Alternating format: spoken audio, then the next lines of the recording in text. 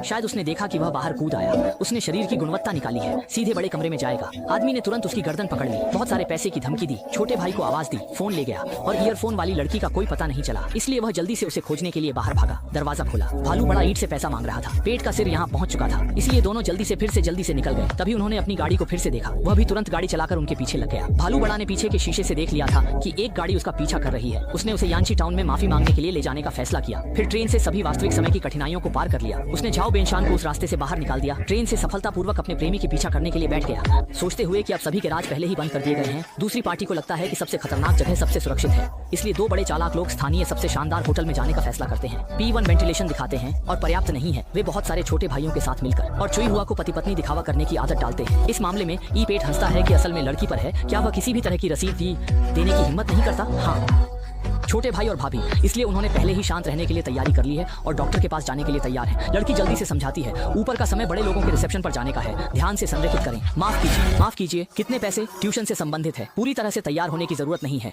बहुत जल्दी ही सेना ने देखा कि दूसरी पार्टी पहले ही लिफ्ट में चढ़ चुकी है, वह जल्दी से भुगतान नहीं कर सकता। बड़े भाई ने फोन उठाया। अभी लड़की का व्यवहार भी पूरी तरह से गायब हो गया। जब उसने मुझे बताया कि वह बैग पैक कर रही थी, लेकिन डॉक्टर किन ने अब कहा कि पूरी किताब को सफेद कागज पर ले जाना है और फिर उसे बाहर जाकर स्थिति की जांच करनी है। लेकिन जैसे ही उसने छोटे भाई को ढूंढा, बड़े भाई की बातों को भूलकर उसका दिमाग पूरी तरह से इस बात पर केंद्रित था कि वह मेट्रो तक नहीं पहुंच सकता और फिर से स्वतंत्रता का आनंद लेने के लिए एक बार फिर से ऊपर जाना होगा। दोनों लड़कियों को बुलाया गया। जिब्बो का प्रेमी चरम पर पहुंच चुका था, वह तुरंत कमरे में घुस गया और ब्रेकअप के बाद जियांग चुआन ने हार मान ली। दो लोगों के साथ बातचीत की और जल्द ही पीछा करने वाले भाग्य के कारण सब कुछ समाप्त हो गया। इस कहानी ने मुझे यह सिखाया कि स्तरों को नहीं छूना चाहिए।